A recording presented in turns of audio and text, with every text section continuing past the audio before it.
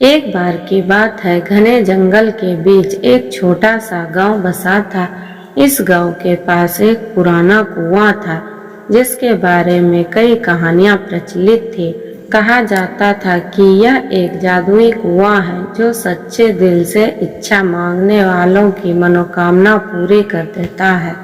लेकिन लोग डर के मारे वहां नहीं जाते थे, क्योंकि कुएं के चारों ओर रहस्यमयी रोशनी चमकती थी। एक दिन रानू चिड़िया, जो बहुत जिज्ञासु और निडर थी, इस कुएं के बारे में सुनकर उत्साहित हो गई।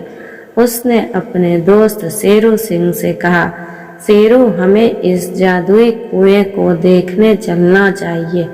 हो सकता है हमें भी कोई चमत्कार देखने को मिले।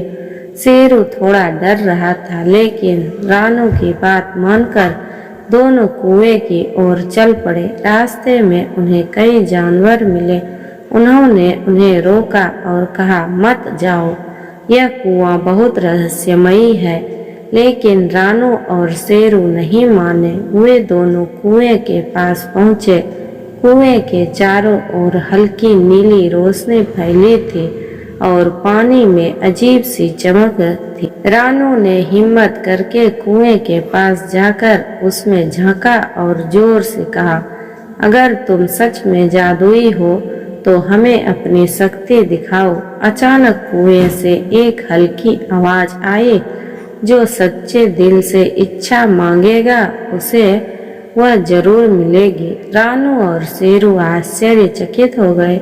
शेरू ने धीरे धीरे कहा, हम जंगल के सभी जानवरों के लिए हमेशा हरी भरी जमीन और मीठे पानी की इच्छा रखते हैं।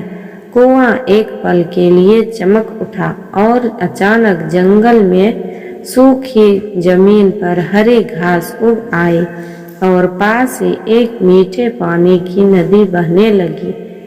अब सभी जानवर खुशी से झूम उठे। उन्हें एहसास हुआ कि यह कुआं डरावना नहीं बल्कि एक वरदान था। लेकिन यह सिर्फ उन्हीं की मदद करता है जिनका दिल सच्चा होता था।